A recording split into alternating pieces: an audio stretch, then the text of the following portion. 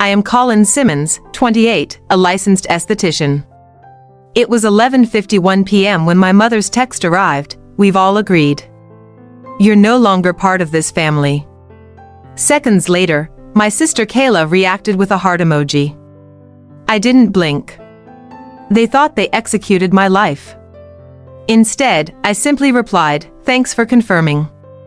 I'll cancel the auto payments." But how did an esthetician become the financial backbone of a family she barely spoke to? Subscribe to the channel so we can continue the story. I grew up in Dallas, Texas, the designated functional adult in a beautifully dysfunctional home.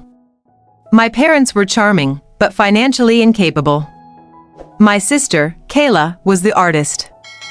I was the safety net, the one who quietly caught every disaster. I covered the power bills, the auto insurance, even $12,000 in property taxes to keep their house from auction last year.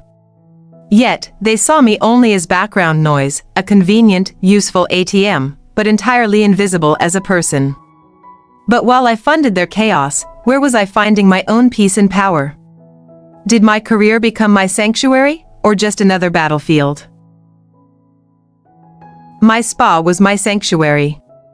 Surrounded by calm music and the scent of eucalyptus, I was Colin Simmons, the professional. I performed miracles for strangers' skin, soothing their stress and anxieties. Clients trusted my touch, my expertise, and my quiet, steady demeanor. I was the healer, the pillar of calm for everyone else's storm. But I lived in a painful paradox. I was healing others all day, yet being emotionally drained by my family all night. Clients trusted my touch, my family only trusted my bank account. The minute I stepped out of the spa, I traded my white coat for the invisible shackles of their demands. I was constantly running on two separate, incompatible tracks, the calm, professional esthetician, and the silently supporting daughter. The exhaustion was constant, yet hidden. I was always giving, always steady, always fading into the background to keep the show running. That tension was my normal. But my normal was about to break when they brought their chaos directly into my sanctuary. How far would they push me before I finally stood up for myself? The first cracks didn't appear in the group chat, they appeared in my sanctuary. My parents started visiting the spa unannounced. They'd sidle up to the reception desk, smiling falsely, asking for family discounts in front of paying clients who were trying to relax. They treated my professional space like a community center. The humiliation wasn't just in the intrusion. They'd whisper about late bills, car insurance, and the loan they urgently needed, all while my clients were within earshot. The real sting was in their absolute assumption I owed them endless, immediate rescue. They had violated my professional boundaries, but the worst of the entitlement was yet to come. How did my sister use our family group chat to publicly confirm her entitlement and my financial servitude? The confrontation wasn't loud, it was digital, and therefore, crueler. In the group chat, where my parents were complaining about a $5,000 credit card bill, my sister, Kayla, chimed in with a joke, complete with a laughing emoji. "Collins can cover it, she's basically a bank now." My blood ran cold. My parents didn't object to the sentiment, they actually responded with laughing emojis of their own. The collective agreement, filled with entitlement and digital cheers, became the battlefield where my quiet sacrifices met their loud, public ignorance. I was a resource, not a relative. In that instant, I knew the dynamic had to end. I didn't reply to the chat, I just stared at those little laughing faces. They had crossed the line from asking for help to demanding payment. My silence, once their convenience, was about to become their nightmare. My quiet sacrifice was seen as endless obligation.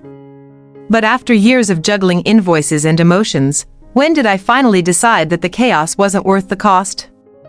How long did I persist despite the pressure, and what was the breaking point? For years, I balanced their invoices and my own emotional debt. Every time I hit pay now on a utility bill or a car insurance premium, it felt like I was purchasing a moment of peace. Every casual thank you from them was an IOU that never expired, a contract signed in invisible ink.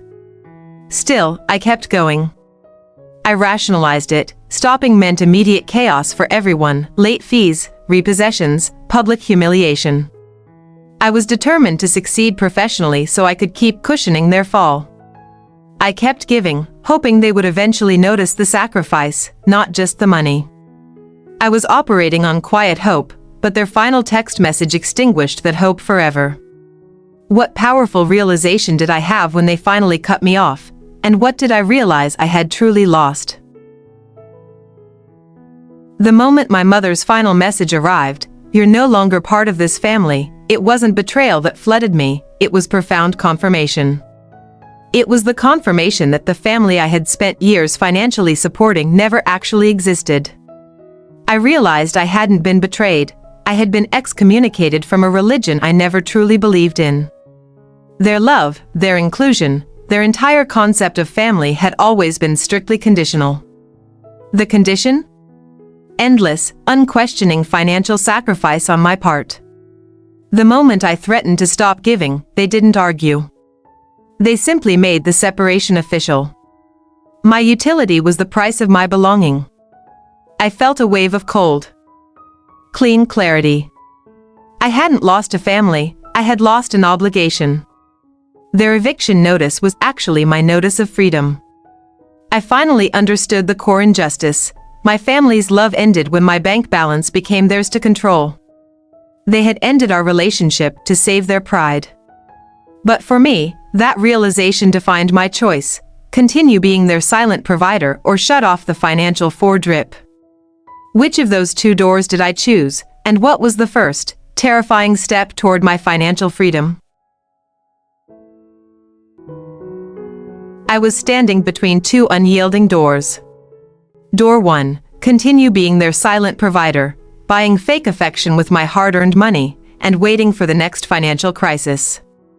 Door 2, shut off the financial drip completely and accept the immediate, explosive chaos that would inevitably follow.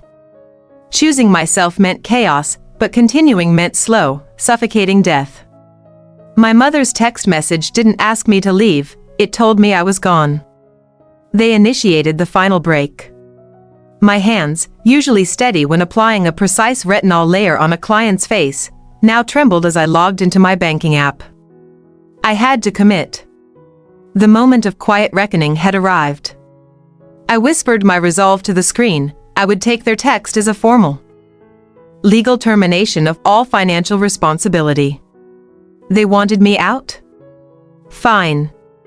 I would take my checkbook and my peace with me. The provider was officially on strike. They thought I was simply kind. They didn't realize kindness without respect was slavery. What painful auto payments did I choose to cancel, and how quickly did their facade of self-sufficiency crumble? My parents didn't know about the auto payments. They didn't see the monthly transfers. They thought I was simply kind, a generous daughter who occasionally bailed them out. But kindness without respect was slavery. I had to redefine my terms. I realized that emotional distance requires a hard financial barrier. I pressed cancel on the recurring transactions. Electricity, then auto insurance, then the 2 credit card payments. Each click felt like severing a brittle, toxic root. Guilt flickered, but the memory of Kayla's heart emoji extinguished it instantly. I was dismantling the financial facade that had kept their irresponsibility alive. It wasn't about punishment, it was about defining an endpoint. That text message was their official decree of exile, and I was simply honoring their decision by removing my financial presence. The silent obligation was finally over. I had severed the lifeline. But how long did it take for them to realize the lights had gone out, and what was the immediate, explosive reaction when the truth finally hit them? How quickly did their world of entitlement unravel?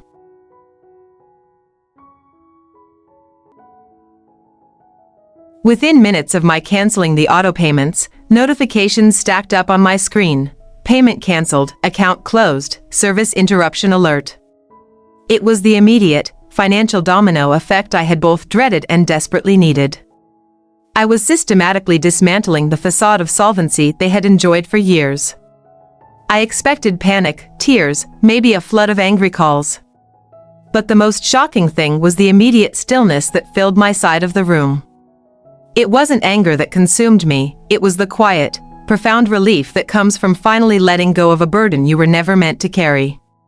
For the first time in years, my money, my choices, and my peace belonged exclusively to me. The family group chat, once silent, exploded with furious capital letters. "Mother, what do you mean cancelled? The power is off. Kayla, you can't do that, Collins. It's the middle of the month. Father, we raised you. You owe us this." The emojis were gone, replaced by raw, entitled panic. They were screaming about money. I was finally claiming my life. I read every frantic message, not with guilt, but with anthropological detachment. They were the subjects of my study. But this time, I didn't reply. I didn't offer an excuse or a rescue. The same silence I had once filled with effort now became my final, definitive statement. I watched the unread count climb 20, 30, 45 messages. Their foundation, built on my financial support, had been pulled out from under them like a cheap rug. The speed of their unraveling proved my worst fears true. They were utterly dependent, and they valued the service, not the daughter. The chaos they experienced was merely the side effect of my personal liberation. I put my phone down, the screen finally dark. The weight I had carried for over a decade lifted, replaced by an intoxicating sense of light and space. I had shut off the drip, and the panic was immediate. But what happened when their anger turned to strategy, and how did I finally reclaim my personal identity outside of their financial dependency? What was the immediate physical manifestation of my inner power? The group chat was a digital crime scene. "Collins, call me now. This is illegal, you cannot just stop the insurance." My mother's voice notes were filled with panicked, entitled hysteria. They didn't even grasp the complexity, they just realized the steady flow of money had stopped. The immediate shock was priceless. Their texts moved from anger to sheer denial. They couldn't compute the reality that I, their background noise, was the main character holding the financial trigger. I sat in silence, scrolling past the firestorm. The air in my apartment felt cleaner, lighter. Their frantic pleas were simply white noise to my newfound inner calm. Of course, the blame had to land somewhere. Kayla immediately accused me of being broken jealous, projecting her own fears. My father demanded to know where the power of attorney paperwork was. The script was predictable: attack the victim to avoid accountability. I felt no urge to defend myself. I made my decision, no reply. Silence was the most expensive answer I could give them. Every frantic why only confirmed their total dependence on me. I was reclaiming my life, one unread message at a time. My emotional wall was finally constructed, solid and impenetrable.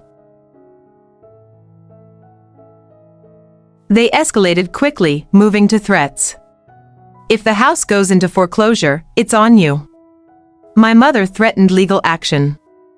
I knew they wouldn't, because they couldn't afford a lawyer, and I had the lawyer's termination email. Their entitlement ran deep, but their financial leverage was gone.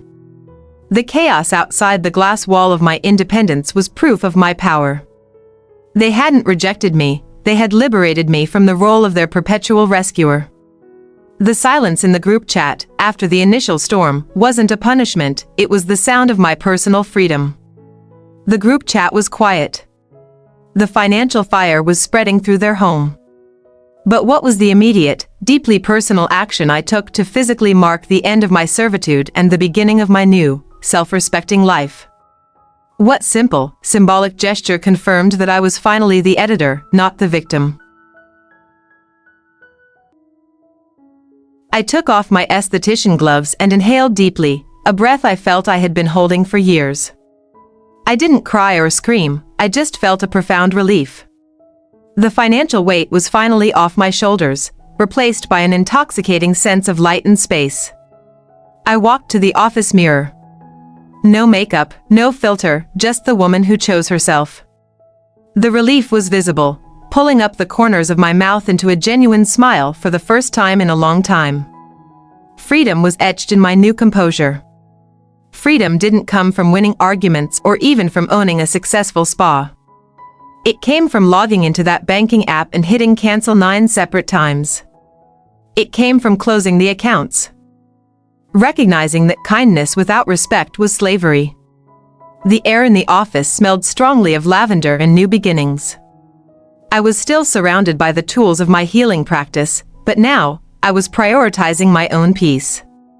That spa, once a fun source for them, was now solely a source of power for me. My hands, skilled at healing damaged skin, had just wielded the power to sever a toxic family dynamic. My real power wasn't in my touch, it was in my ability to say no and honor the boundary they themselves had set with their cruel text. I whispered my resolve into the quiet, I'm done rescuing people who don't want to swim.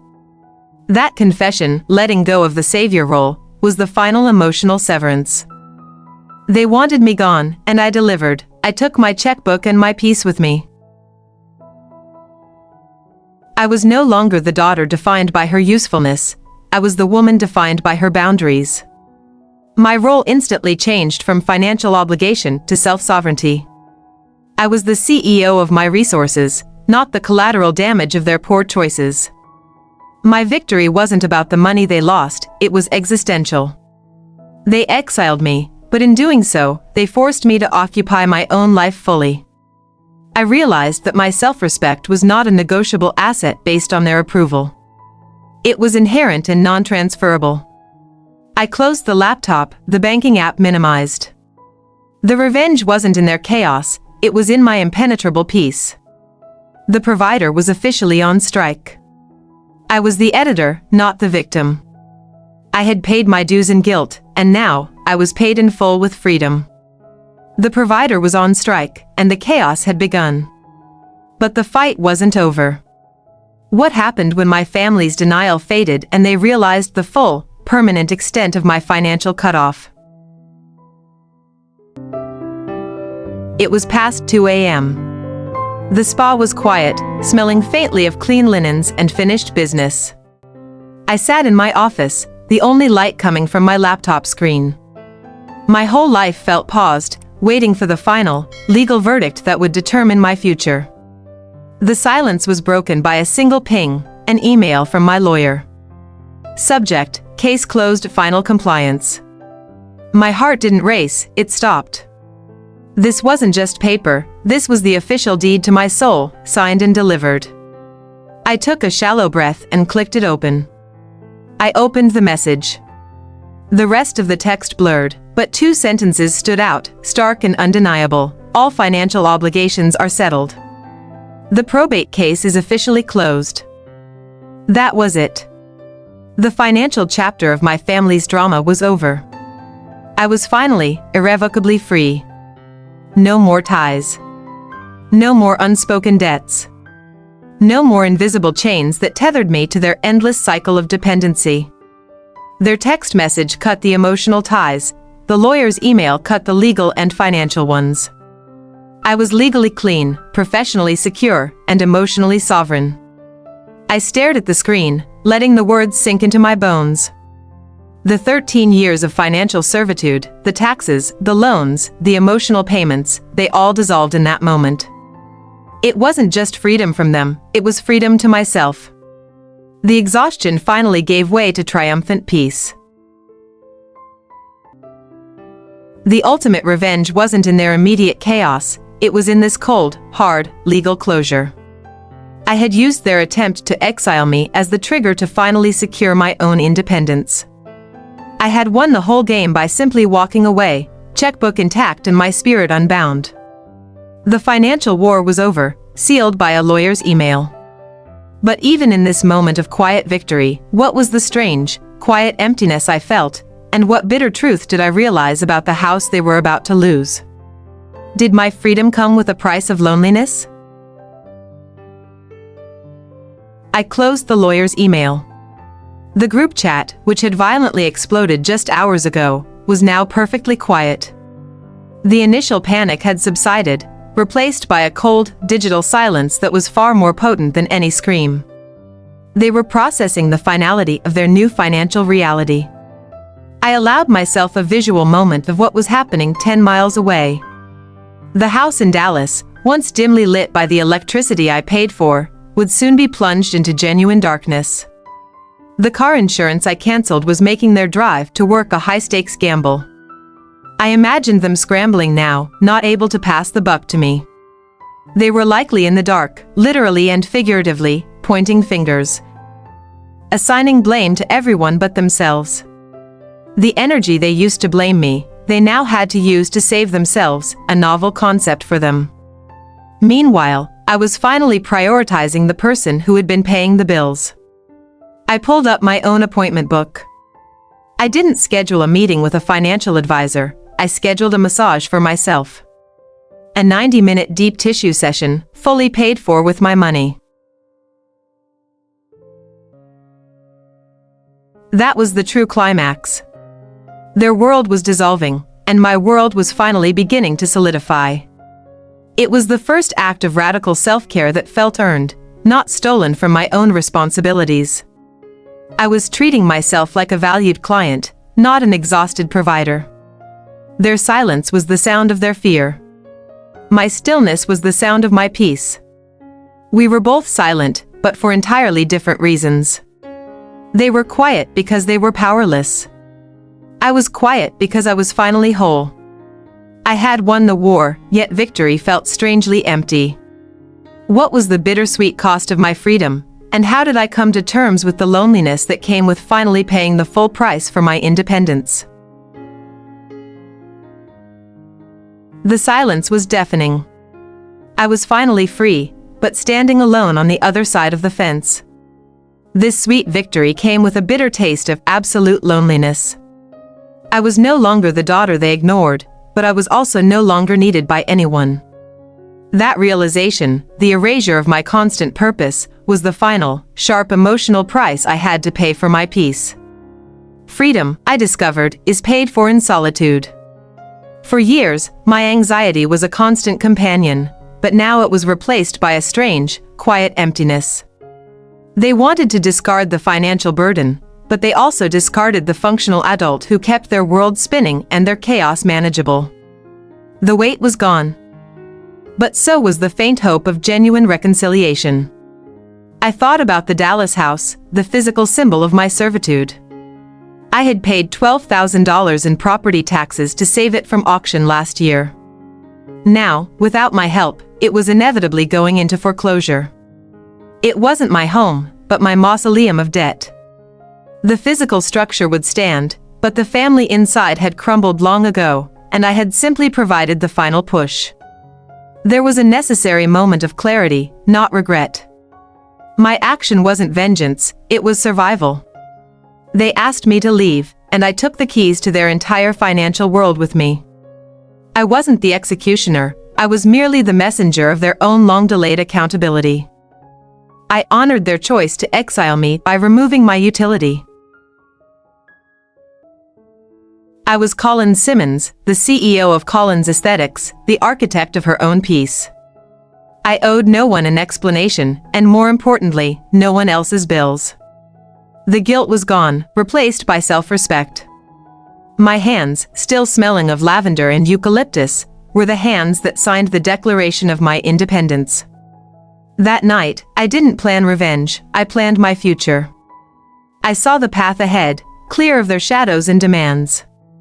The bittersweet truth, sometimes, the greatest love you can give yourself is the courage to walk away and never look back. I had traded dependency for destiny. The final silence was my triumph. I found my freedom, but the price was paid in solitude. How did I learn to replace the weight of obligation with the fulfillment of my own destiny? And what powerful advice can I give to those who are still paying their family's debt? Their initial rage in the group chat was an entitled tantrum. But after the utilities stayed off and the collection calls started, the tone shifted.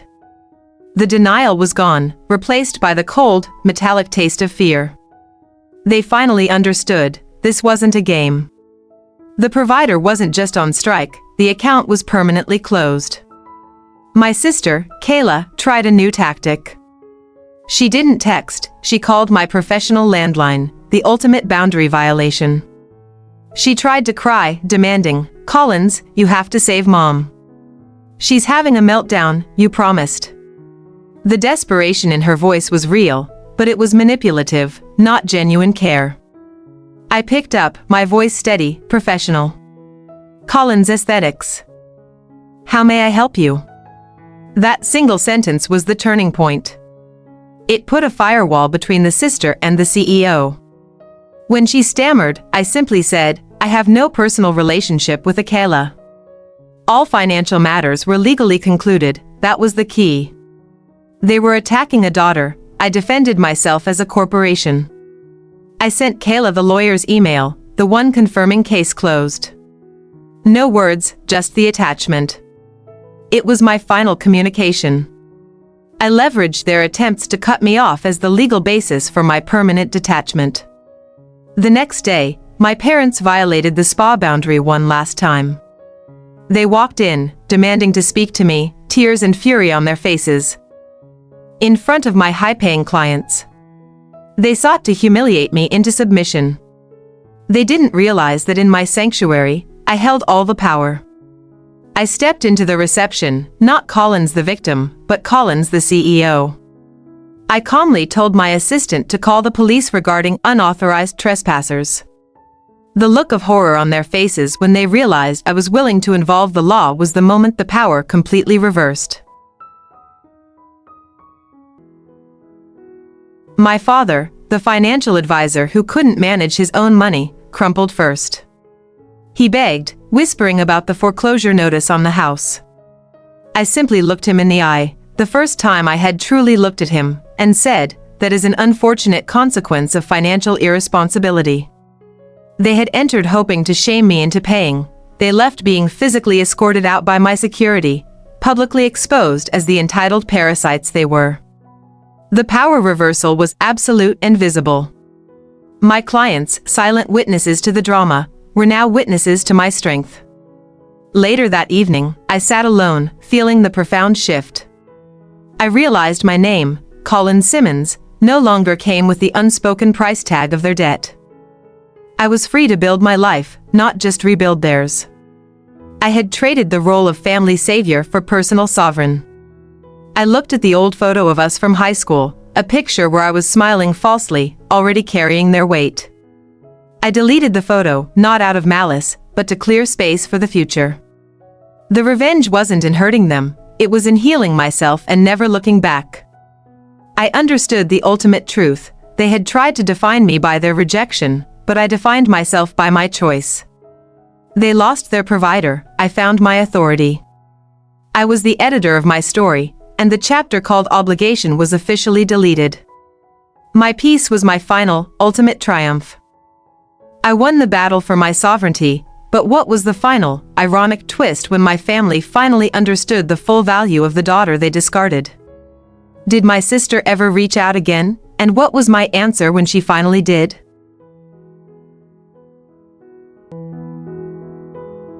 The months that followed the confrontation weren't marked by drama, but by a profound, almost boring calm. The silence from the Dallas number was the soundtrack to my new life. I was no longer spending 2 hours a day on damage control.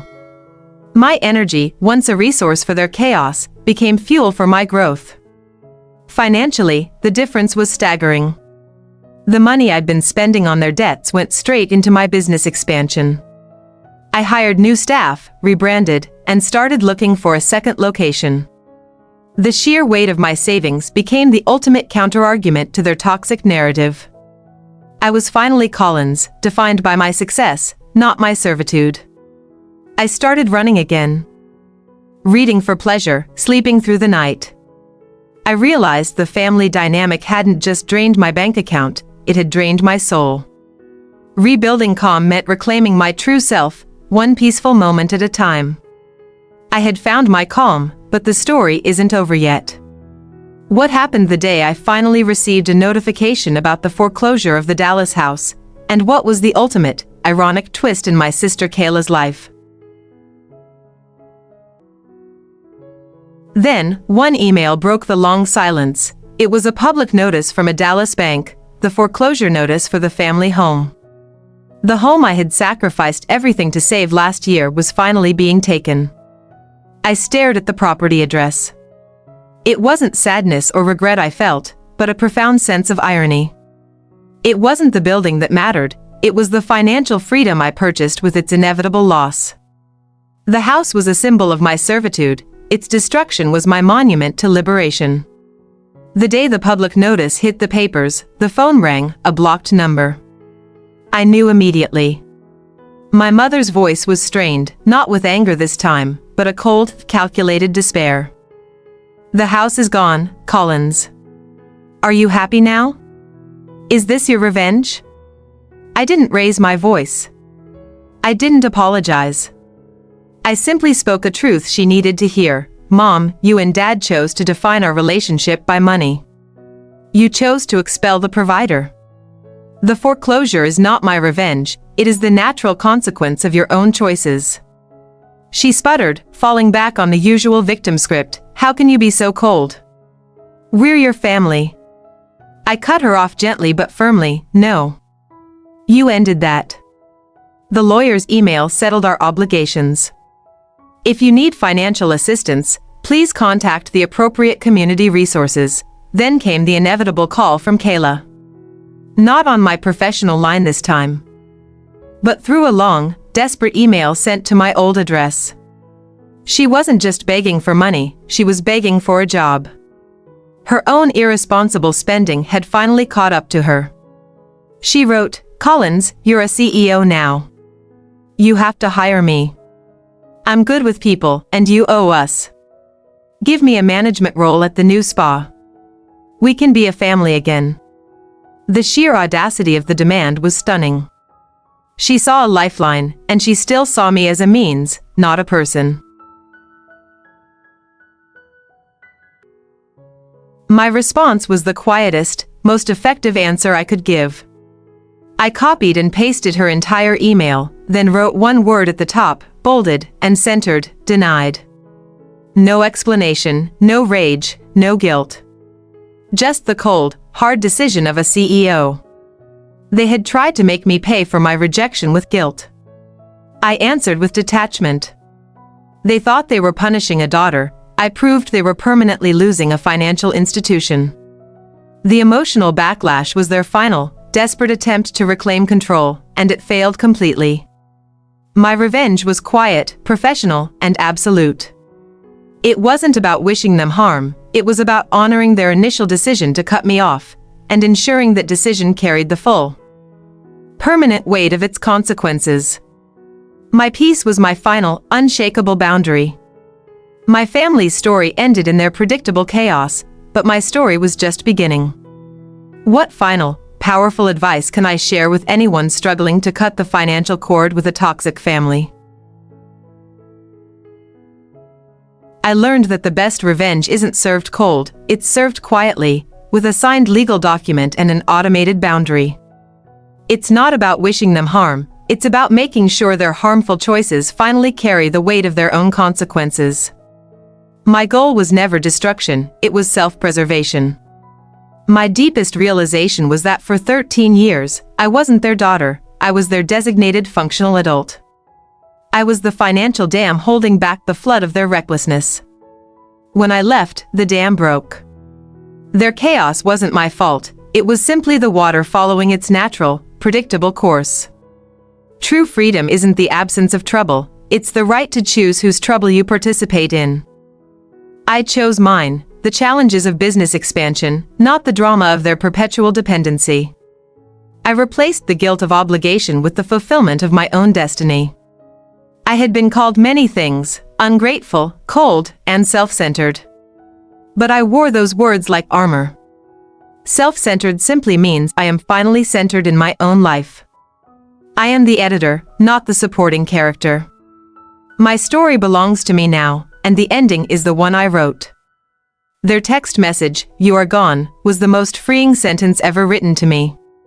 They thought they were punishing me, they were granting me the legal and moral permission to choose myself. I didn't hate them, I simply stopped participating in their delusion. My story is proof that you can choose yourself, even when your family doesn't. So, what are the 3 most critical, non-negotiable steps I took to build this impenetrable boundary, and how can you start building yours today?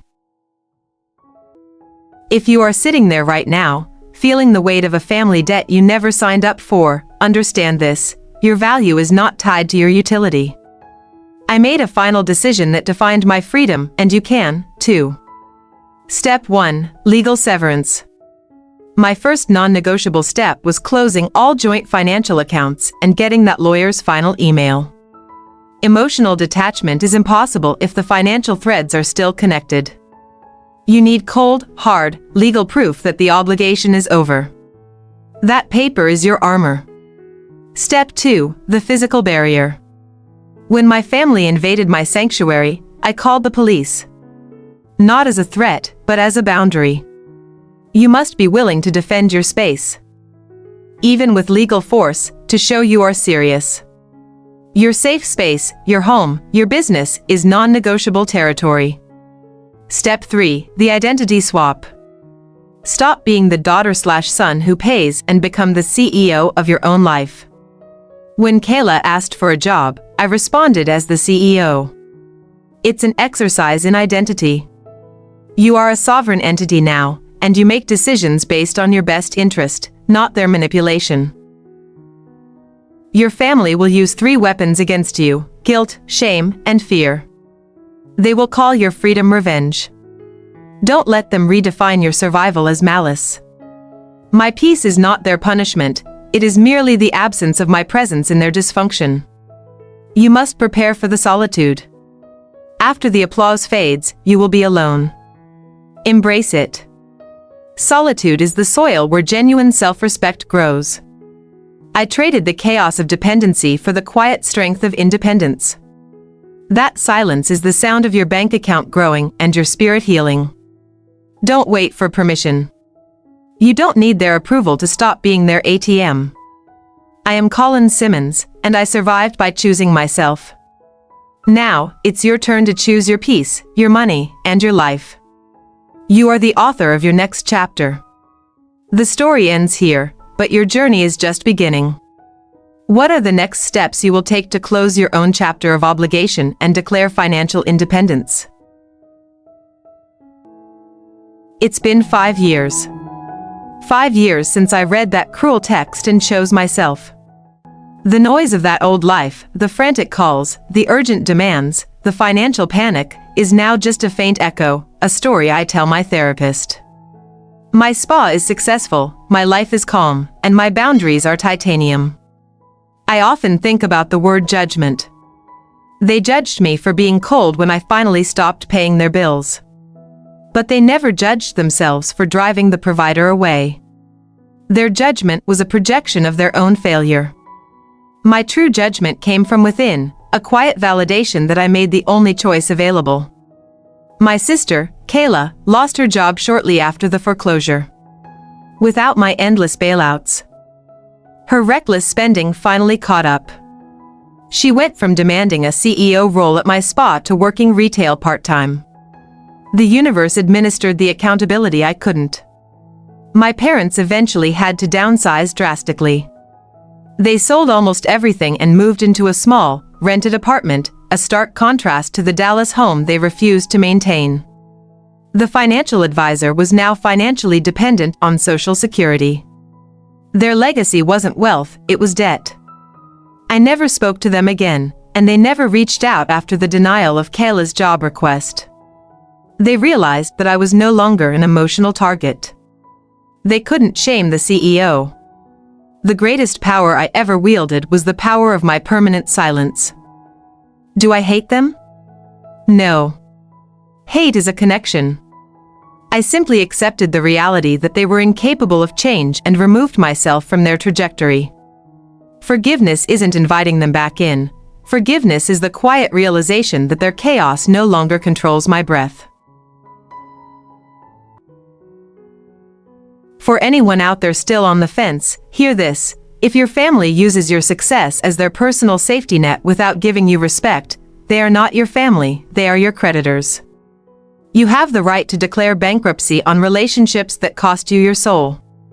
Focus on the evidence. The evidence was that I was worthless to them until my bank account was at stake.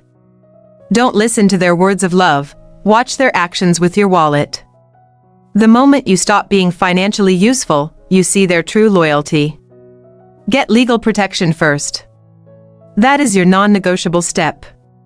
Hire the lawyer, close the joint accounts, and use the professional distance.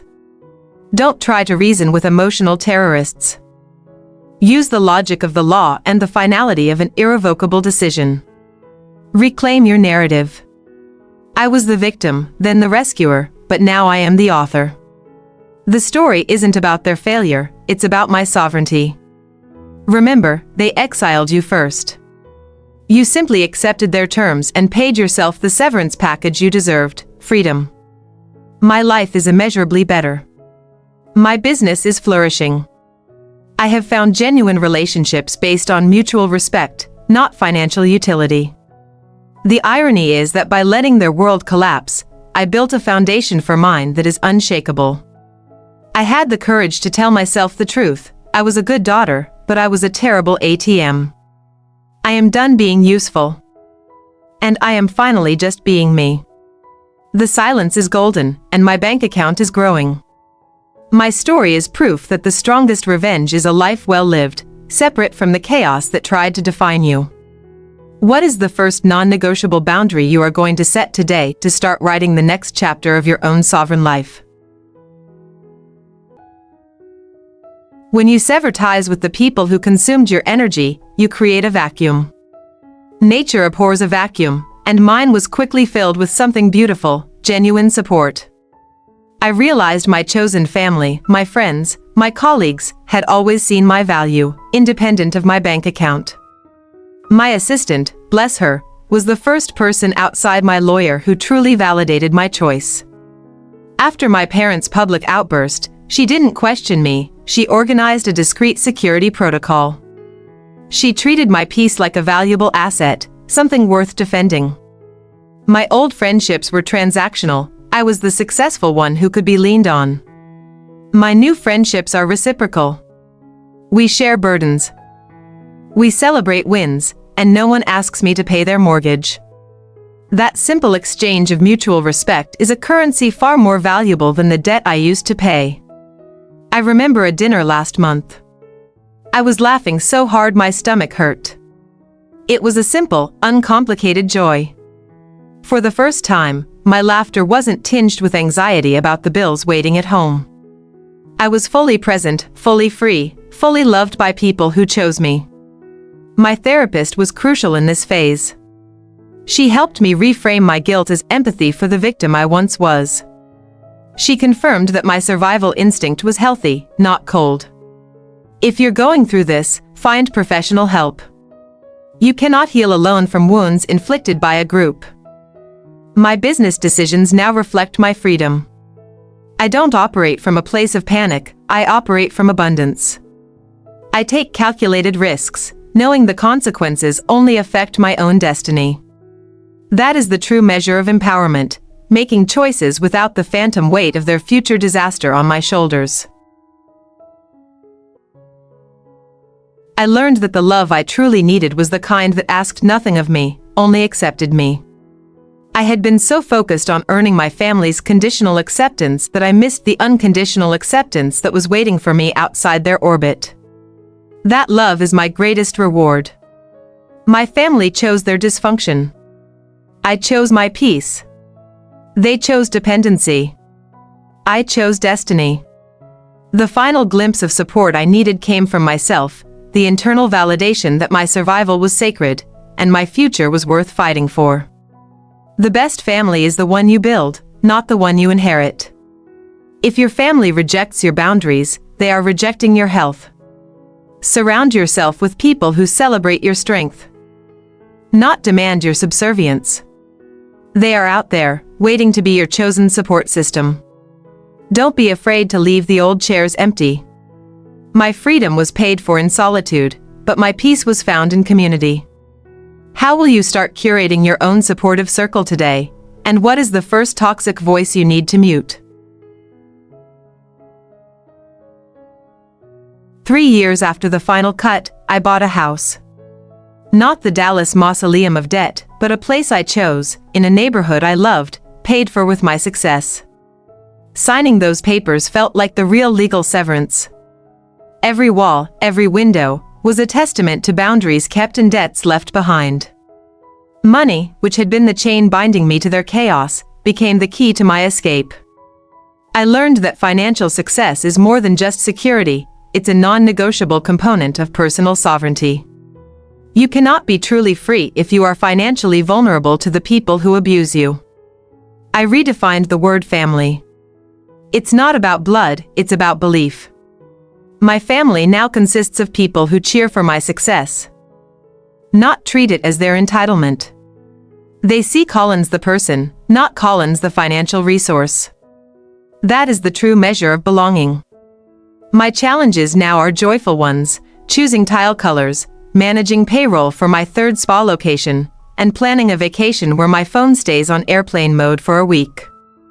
I traded the stress of survival for the stress of growth. That is a trade I would make 1,000,000 times over. I often think about the unwritten chapters of reconciliation my family desperately wanted.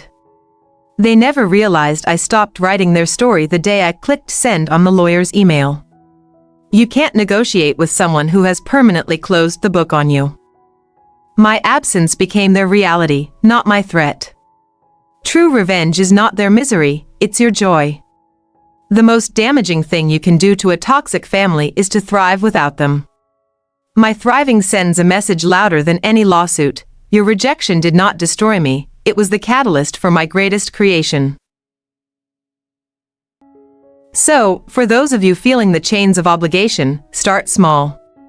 Change your passwords. Get your own P.O. box. Open a bank account only you know about. Take back the tiny things first. Those small acts of self-sovereignty build the muscle you need for the big cut. Don't seek their approval for your freedom. You don't need it. Their rejection of your boundaries is the universe's confirmation that you are doing the right thing. When they try to guilt you, remind yourself, you paid your dues for years, now it's time to pay yourself. I am Collins Simmons, the girl who was told she was worthless without her bank account. I look at this thriving business, this peaceful home, this secure future. And I know they were wrong. The greatest investment I ever made was betting on myself. The end of their chapter was the beginning of mine. Their legacy was dependency, my legacy will be sovereignty. Your past does not define your potential. Let the echo of their judgment fade, and listen to the quiet, confident voice of the empowered self you are meant to be. The biggest lie they told you was that you are obligated to suffer for their comfort. The biggest truth you can tell yourself is that you are only obligated to live a life of genuine peace and fulfillment. Go build your own damn castle. I built my new life from the ashes of their chaos. What is the one thing you are going to invest in today? Your money, your time, or your energy to declare true financial and emotional independence? I found an old, faded magnet the other day, stuck to a box of old tax returns, a souvenir from a childhood trip. It was a physical remnant of a life I no longer belonged to. I didn't feel anger or sadness, just a deep, quiet acceptance that Collins and that family no longer existed. Acceptance is the final stage of independence. It's realizing you can't change their narrative, they will always be the victims, and you the villain. And that's okay. You accept their truth, and you live your truth, which is far better.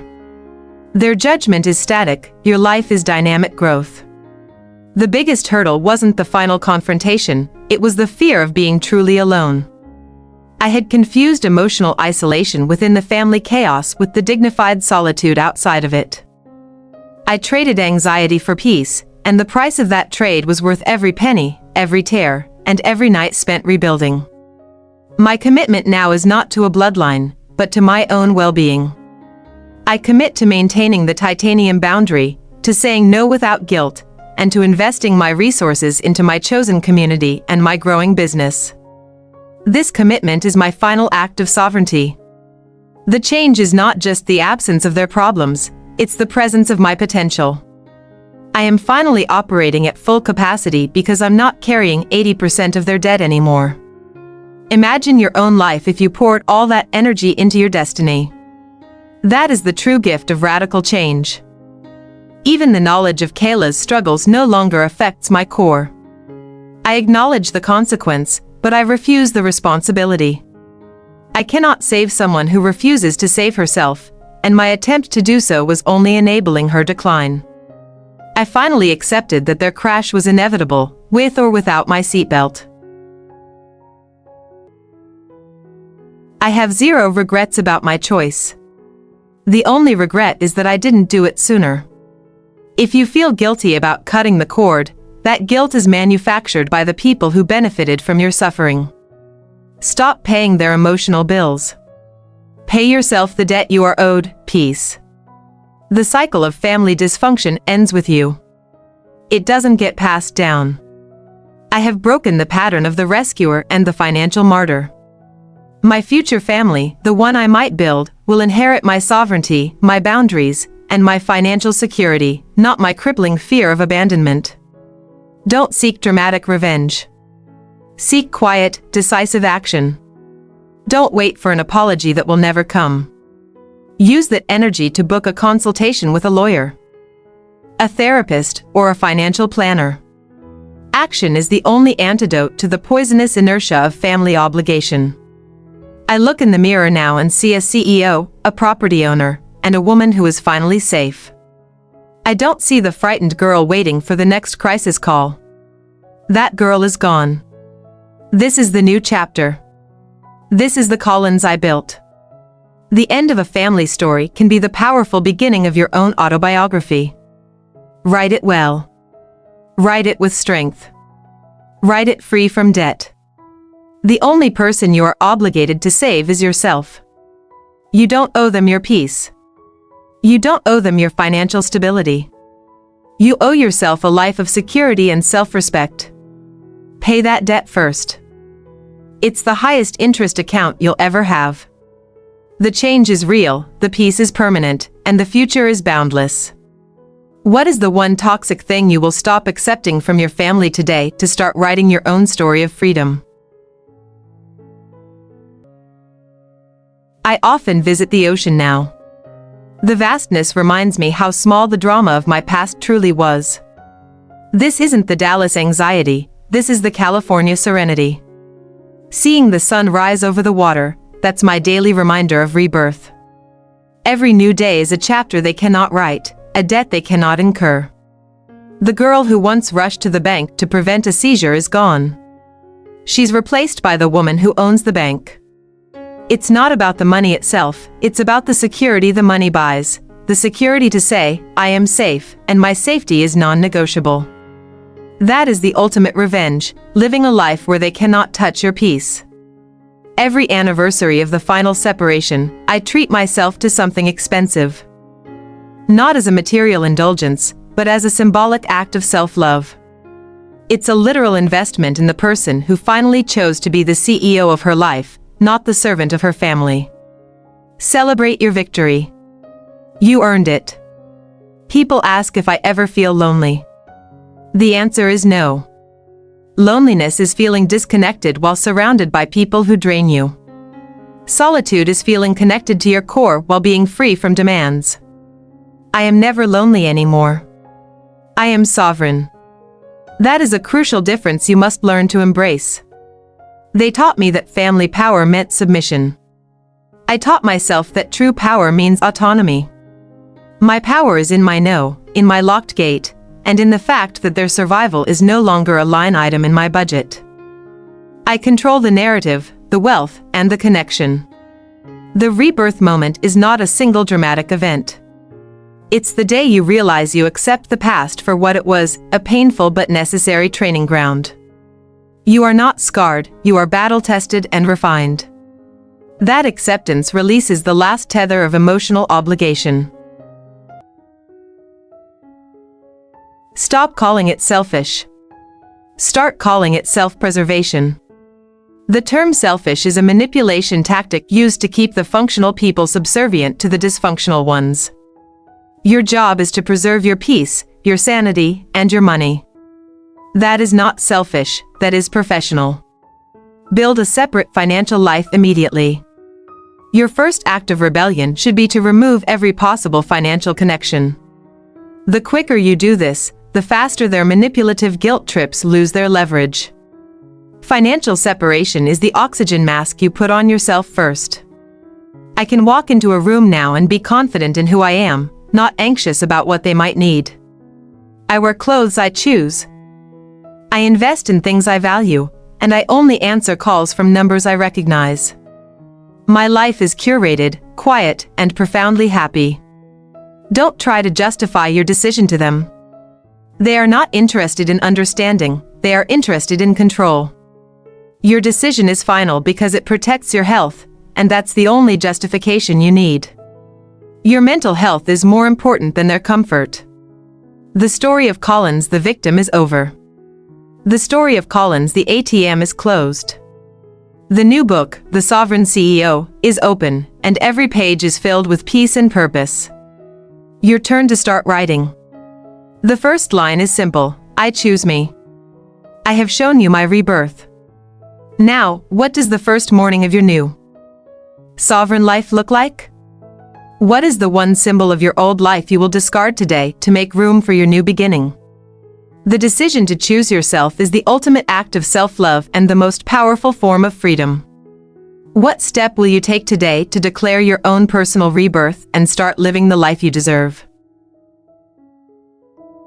My story is proof that family revenge isn't about destruction, it's about construction, building a life so undeniably successful that their loss becomes their consequence. If my story resonated, this is your sign to take action. Don't let their chaos define your chapter. I want to hear your echoes of judgment. Comment below with one single word that describes the financial burden your family placed on you. Was it debt, guilt, or fear? Let's build a community of survivors who understand the cost of inherited obligation. Your vulnerability is your greatest strength. Remember, my revenge was quiet, professional, and entirely focused on my own peace. Subscribe to my channel for more real stories and professional advice on cutting ties and securing your financial future. Hit that like button if you're ready to choose yourself today. Your freedom starts now. What is the single most important action you will take in the next 24 hours to separate your wallet from your toxic past? To truly win this game, you need to internalize these 5 non-negotiable truths. Lesson 1. Financial separation is not cruel, it is ethical self-defense. Lesson 2. Your guilt is a weapon they handed you, put it down. Never let their shame game dictate your peace. Lesson 3. The best revenge is permanent silence, not confrontation. Lesson 4. You are not obligated to save people who are actively choosing to sink. And finally, Lesson 5. Your chosen family is always more valuable than the one you inherited. Focus your energy and resources only on those who respect your boundaries. My story is finished, but yours is just beginning. Remember the core message: you are the CEO of your life, not their financial dam. Go be sovereign. Go be happy. Thank you for listening.